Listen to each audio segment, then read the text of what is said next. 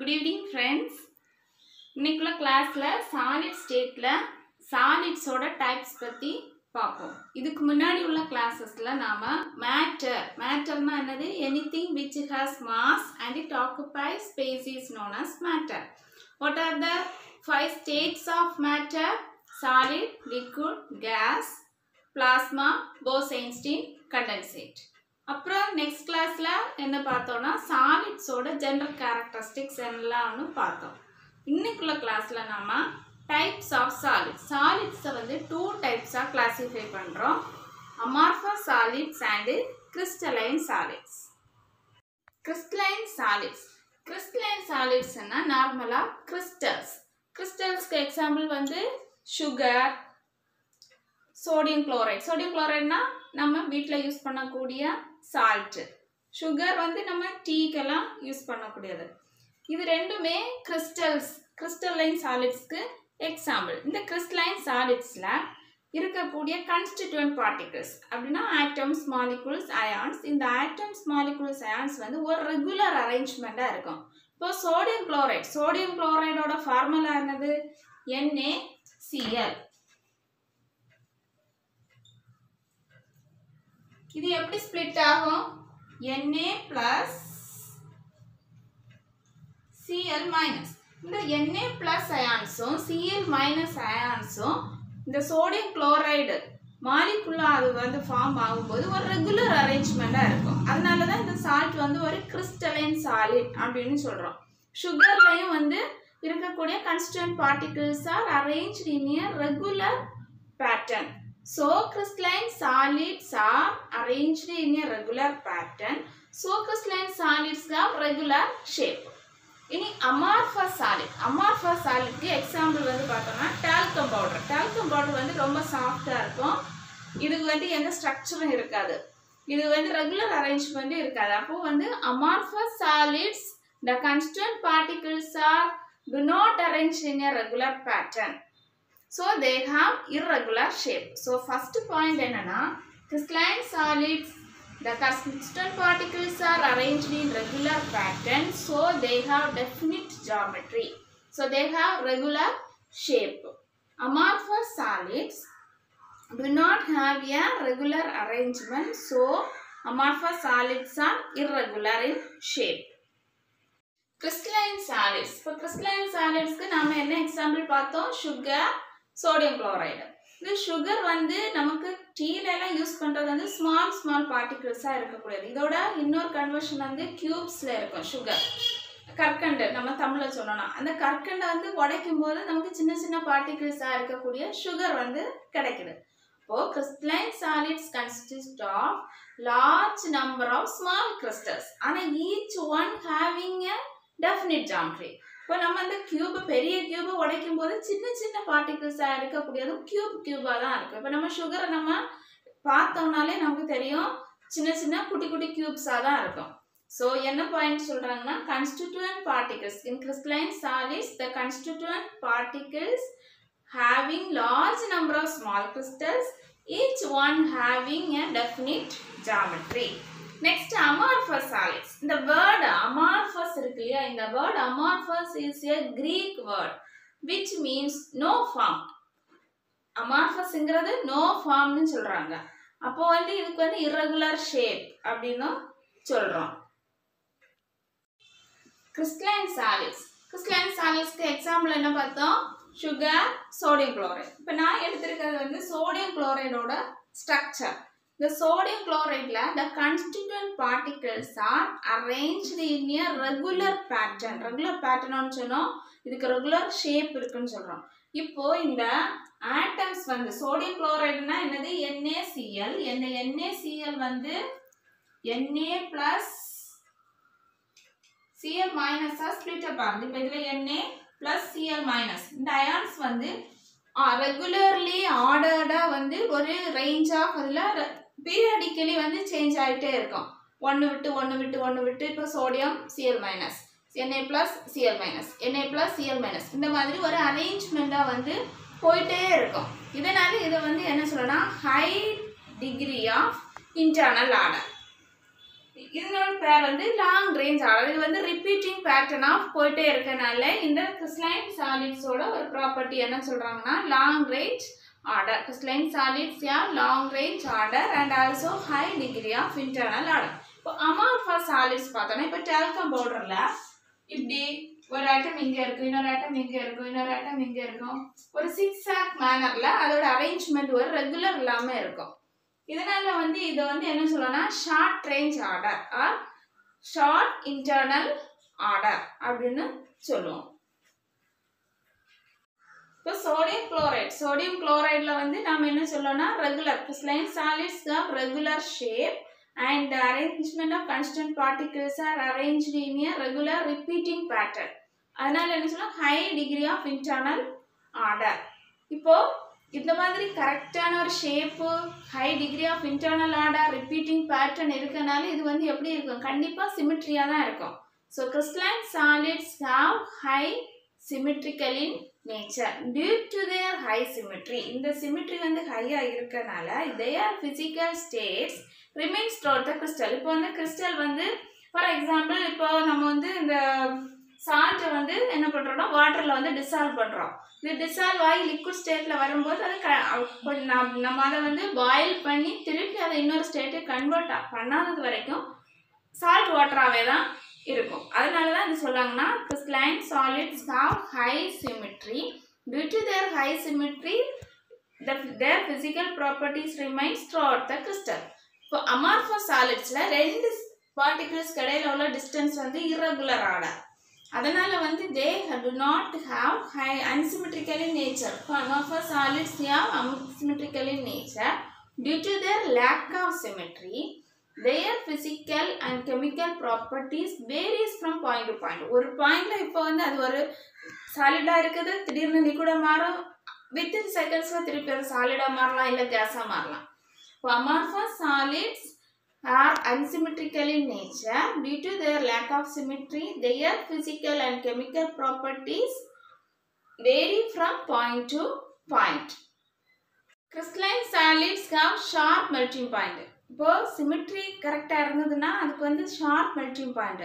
இப்போ நேரமே சொன்னேன்னா இப்போ crystalline solids are symmetrical in nature, so they have sharp melting point, and crystalline solids are characterized by their flat faces. crystalline solids இப்போ இது வந்து நம்ம ஒரு crystalline solid-ஆ ஒரு கியூபா வந்து இதை வந்து கன்சிடர் பண்ணோம்னா இது வந்து flat faces and sharp edges. இந்த edge வந்து ஷார்ப்பா இருக்கும், அதோட ஃபேஸ் வந்து ஃப்ளாட்டா இருக்கும்.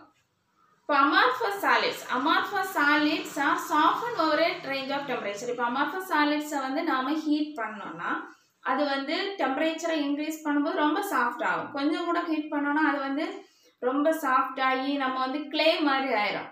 கிளே மாதிரி ஆகி அதுக்கப்புறம் அதை வந்து நமக்கு இஷ்டப்பட்ட ஷேப்ல வந்து அதை வந்து மோல்டு பண்ண முடியும். So amorphous solids are softened over a temperature and they can be molded and blown into their shapes. For example, plastic வந்து ஒரு amorphous solids. இந்த பிளாஸ்டிக்கை வந்து நம்ம ஹீட் பண்றோம். ஹீட் பண்ணும்போது இது என்னாகும், உருகி அதுக்கப்புறம் திருப்பி நம்ம அதை ரீசைக்கிள் பண்றாங்க. இப்போ amorphous solids-ஐ ஹீட் பண்றோம். ஹீட் பண்ணும்போது இந்த amorphous solids என்ன ஆகும், மெல்ட் ஆகி இது ஒரு பர்டிகுலர் ஸ்டேஜில் வந்து ஒரு crystalline solids-ஆ வந்து கன்வெர்ட் ஆகும். அதுக்கப்புறம் திருப்பி இது இன்னொரு ஸ்டேஜுக்கு மாறும்.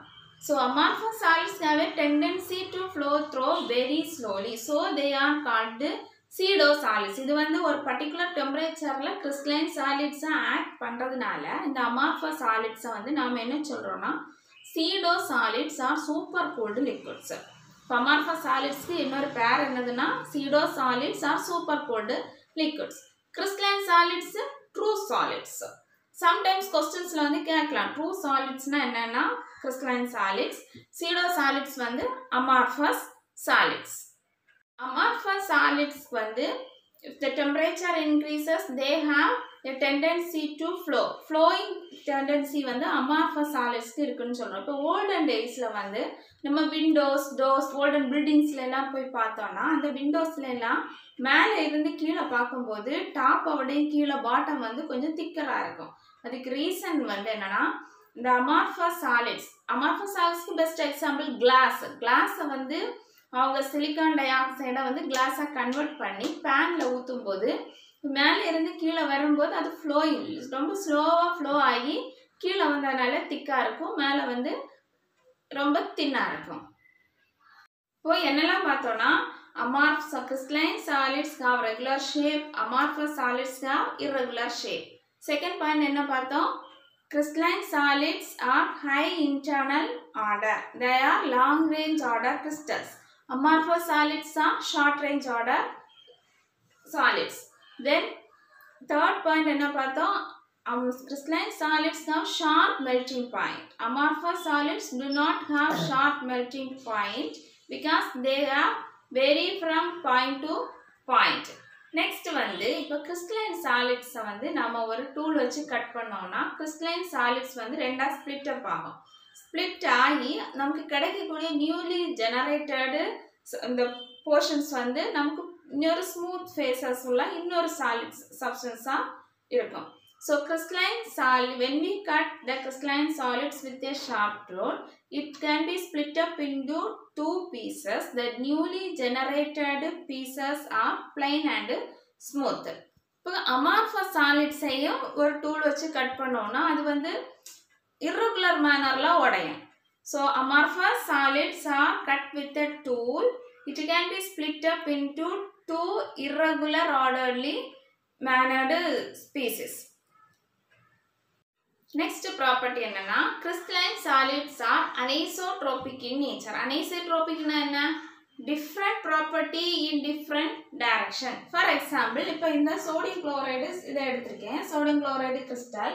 இந்த sodium chlorideல sodium Cl-, Na+, Cl-, Na+, இந்த மாதிரி இருக்கும். இப்போ நாம வந்து ஒரு லைட்டை வந்து இதில் வந்து பாஸ் பண்ணும்போது இந்த லைட் வந்து refractive index வந்து மாறும். ரெண்டு ஷேப்பில் போகும்போது ஒன்றுக்கோட டைரக்ஷன் வந்து நமக்கு இன்னொரு ஒரு வெலாசிட்டி வந்து ஒரு வேல்யூ கிடைக்கும், அடுத்த வெலாசிட்டி வந்து நமக்கு இன்னொரு வேல்யூ கிடைக்கும்.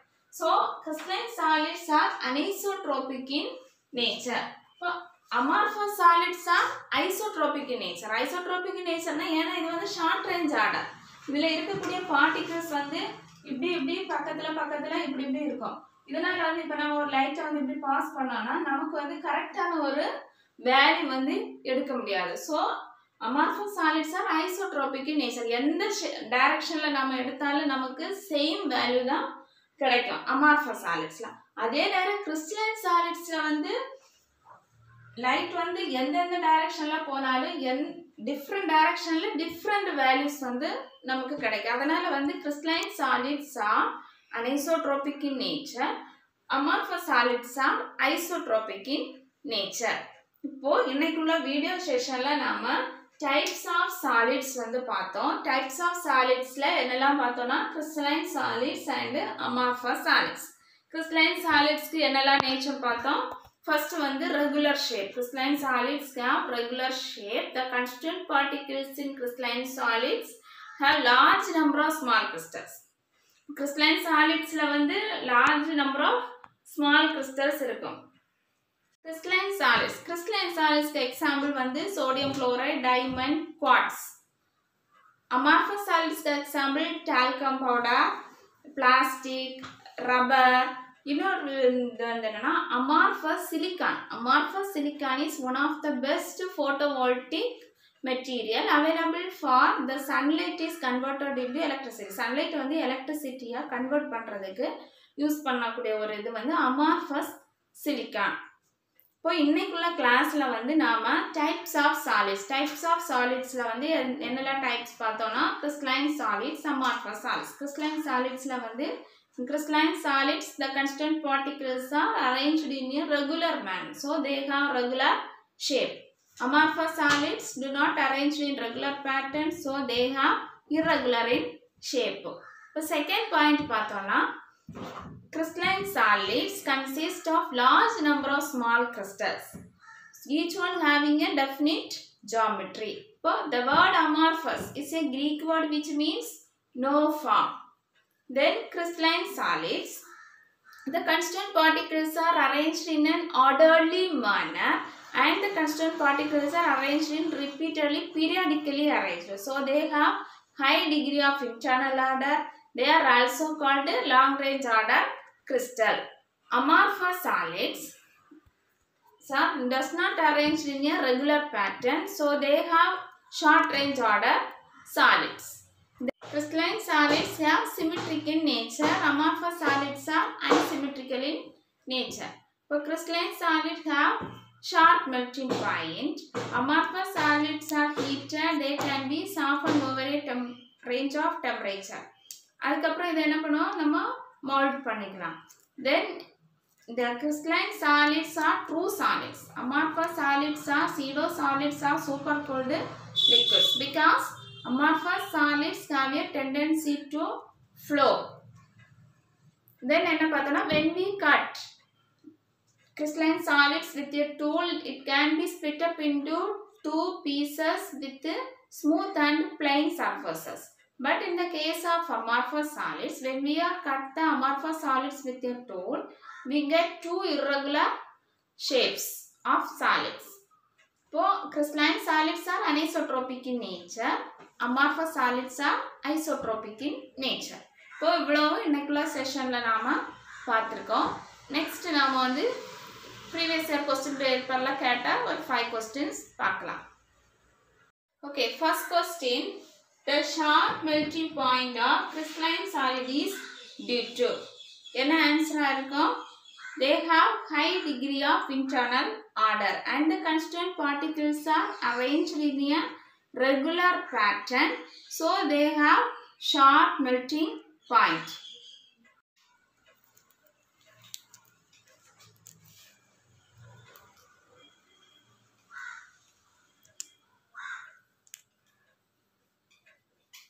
So, the sharp melting point of crystalline solid is due to high degree of internal order. Then, the next question. Second question. Example of non-crystalline solid. Non-crystalline vandale ennadu? Amorphous solid. Glass. Example, glass. And quartz glass is also an example. Then, glass is a dash super cooled liquid or pseudo solid. So glass is a super cooled liquid. Amorphous solids are super cooled liquids or pseudo solids.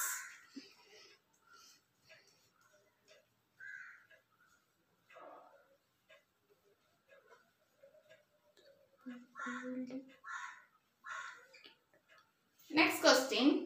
Which among the following show anisotropic property? Anisotropic means different property in different directions. So, crystalline solids have anisotropic in nature, but amorphous solids are isotropic in nature. இப்போ நாம வந்து question வந்து என்ன கேட்டிருக்காங்க? Which among the following show anisotropic property? Options பார்த்தோம்னா glass, sodium bromide, NaBr, plastic, rubber. இதுல வந்து அனிசோட்ரோபிக்னா என்னதா இருக்கணும்? crystalline solids இருக்கணும். இப்போ நமக்கு கொடுத்திருக்கிறதுல வந்து glass வந்து ஒரு amorphous solid, sodium bromide ஒரு crystalline solid, plastic amorphous solid, rubber amorphous solid. அப்ப என்னது ஆன்சரா இருக்கும்? sodium bromide.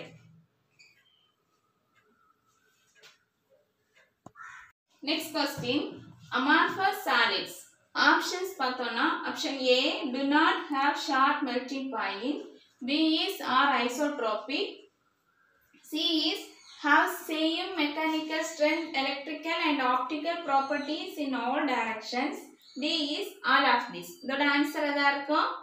all of this. Amorphous solids do not have sharp melting point, yeah, because they have short range order solids. ரெண்டாவது வந்து they are isotropic. Amorphous solids are isotropic in nature because they have same property in different direction. எந்த directionல பார்த்தாலும் property வந்து சேமா தான் இருக்கும். Next வந்து they have same mechanical strength, electrical and optical properties in all directions. So amorphous solids have the same mechanical strength. இப்போ isotropic னு சொன்னாலே same property in different direction. So they have same mechanical strength, electrical and optical properties in all directions. So the answer another all of this. So friends, இந்த video செஷனில் நாம் வந்து types of solids, crystalline and amorphous solids பார்த்தோம். அப்புறம் கொஞ்சம் questions பார்த்துருக்கோம். Thanks for வாட்சிங்.